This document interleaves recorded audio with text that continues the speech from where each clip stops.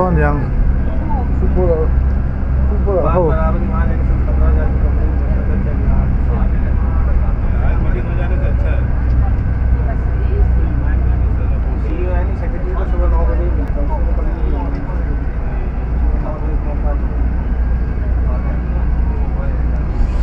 हमको ऐसे Uma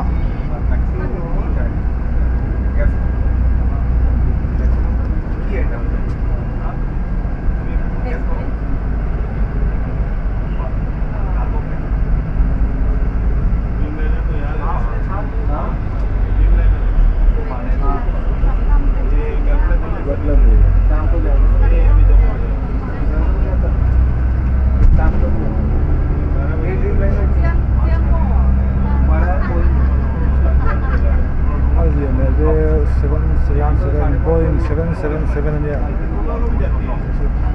show hop để hẹp này nè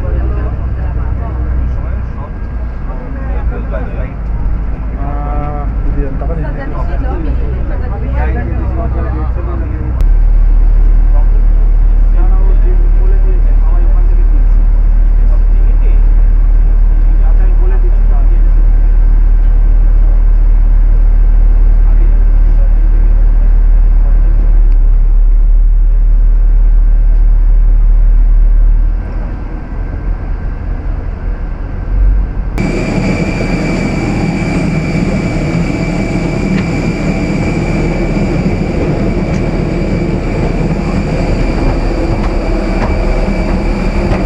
Kasihan orang lu dari lonta, hari. Lonta.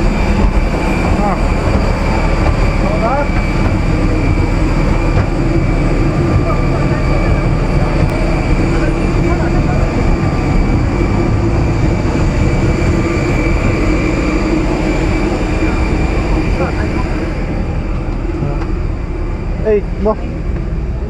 Take this. Coffee thong lầu.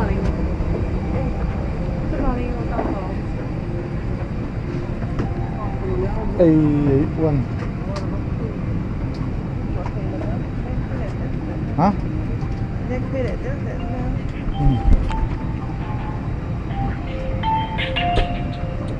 Hello. Thôi nó cần luôn chứ. Buông đi vào vậy chú ô chú đây chú này biết ô thì aku nào cho nó thành ở đâu này ô cần luôn mẹ cái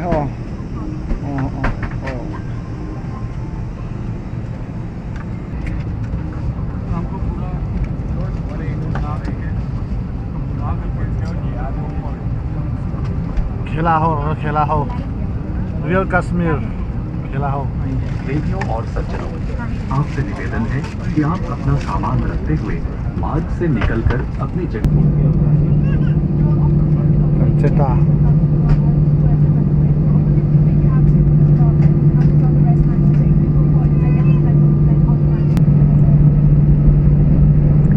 Vistara so thong so do na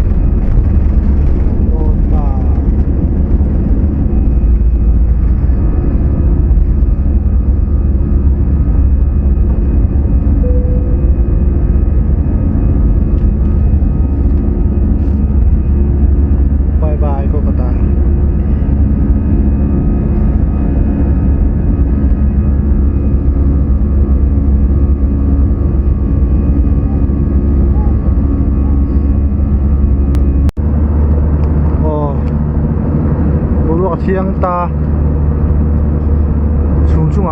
chú hay lấy làm chú lằng tăng lâu nó bọc lâu chú mà xuống chú xa ta là thâu mấy cái đồ hiện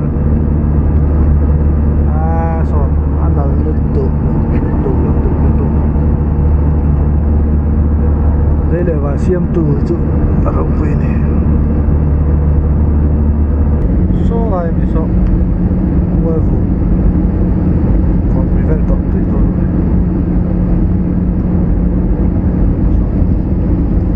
cái này còn bị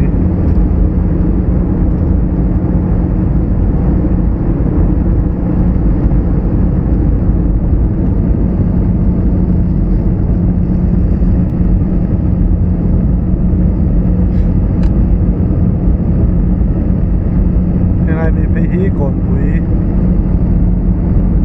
hi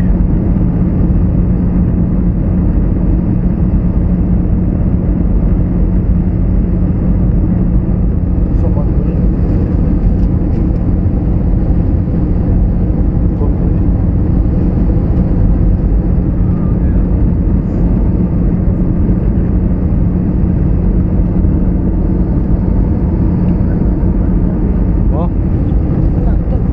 còn quý thì số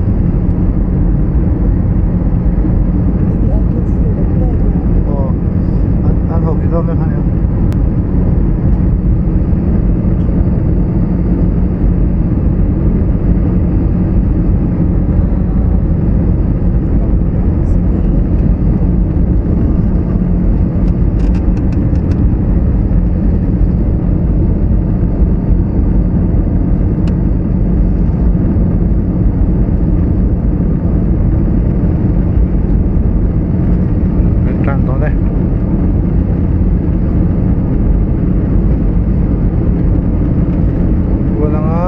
hay là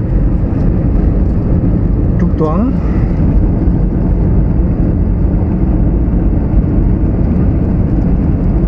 là hiện khó tóc kỳ chúng đây là luôn đi đây hiện với mẹ rồi đây với nó làm gì đó đi khó tóc kỳ chúng ôm về là cái hết cô là trồng chung à chuan lên bị làm bẩn thế ngá căn trúng tấp toàn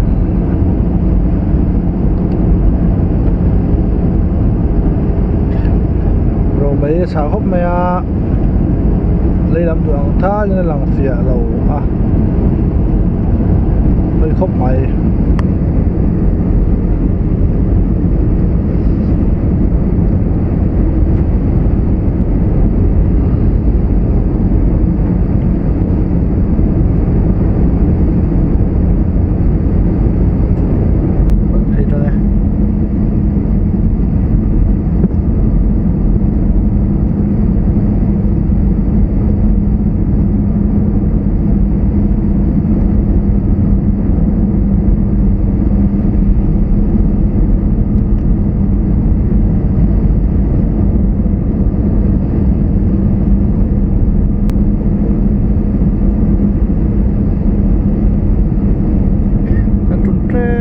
ăn điếm thật thế mày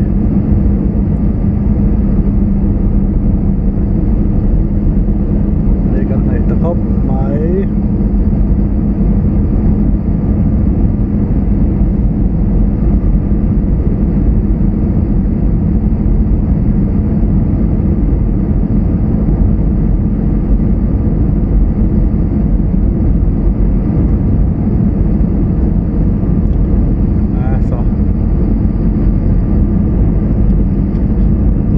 đang đúng hẳn miệng cái tiếng mẹ slide cho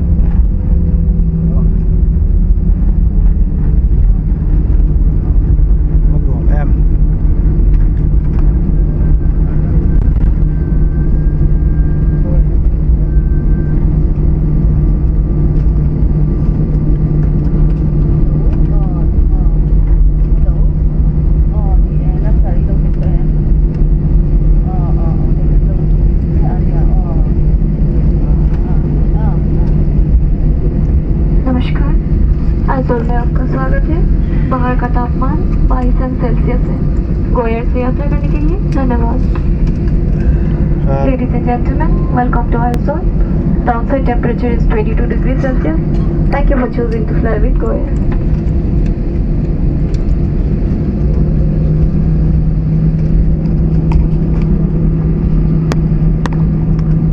Alum hak bon itu, bon tu. देवियों और सज्जनों, आपकी सावधानी के लिए कुर्सी की पेटी बांधने का संकेत रहने तक आप अपनी कुर्सी पर ही बैठे Kau रहें ni. और इस समय सामान कक्ष न खोलें। हम आपको याद दिलाना Lebih चाहते हैं lebih dah कि mana? उतरने के वक्त सामान कक्ष सावधानी से खोलें और कृपया अपना निजी सामान जैसे कि मोबाइल फोन्स, चश्मे और किताबें ले जाना ना भूलें। गो एयर, कप्तान और क्रू की ओर से आप सभी को नमस्कार। आशा है कि आपकी यात्रा सुखद रही और हमें आपकी सेवा करने का फिर से अवसर मिलेगा। गो एयर से यात्रा करने के लिए धन्यवाद। Ladies and gentlemen, for your safety, please remain seated with your seatbelt fastened. Do not open the overhead compartment until the fasten seatbelt sign is switched on. While opening the overhead compartment, please be aware of falling objects as your baggage may have shifted during the course of the flight. Before deplaning, please look around your seat for any personal belongings like spectacles, books, or mobile phones, which you may leave behind. On behalf of Go Air, Captain, and the crew, we look forward to serving you again soon. Thank you for choosing to fly with Go Air.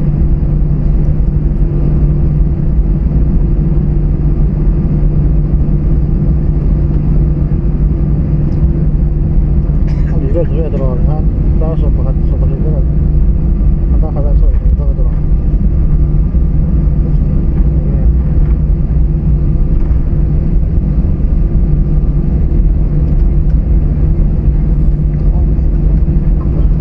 Jadi我这是老婆的事。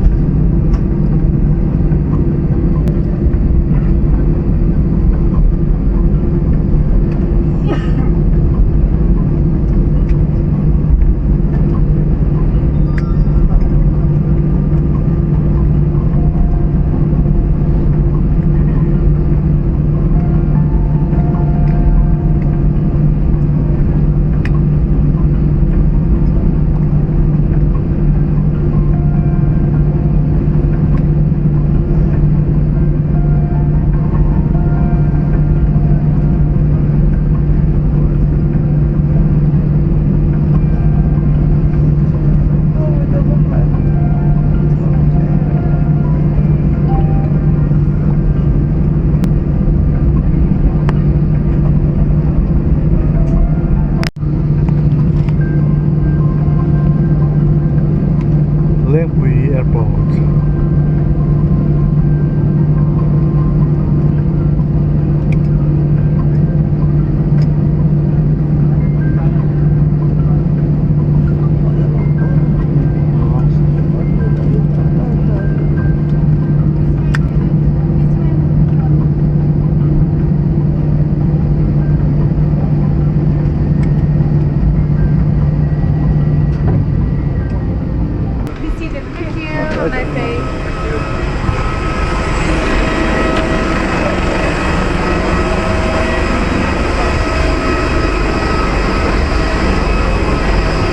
Lengpui kan tengah belum hak mai.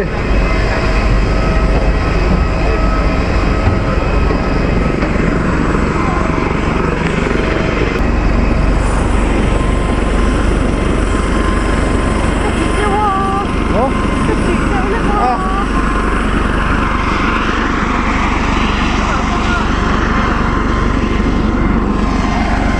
Ôi than, cái cặp tần không siêu tố này.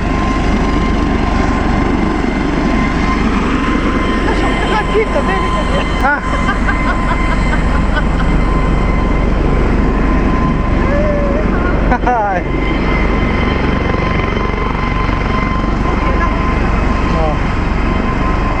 Theo hi Kashmir Real Kashmir Football Club ania thấy xin chào anh em welcome Chibai Mizoram tourism da hen oi takin thel lo siama en sinang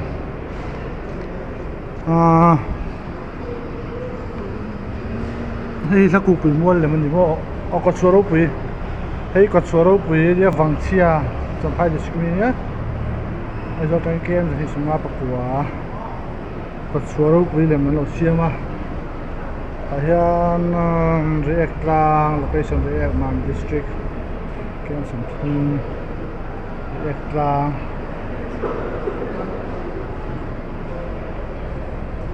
ngân bộ phải kiểm soát đâu hay thật siêu sao rồi nè lần nhá thật siêu sao rồi lần này thì vật hai ông này hai kem thì sống riết này thì xe nó lên trang lại mình nhá du trang ở trong hai district cả kem thì sống ngáp ở riết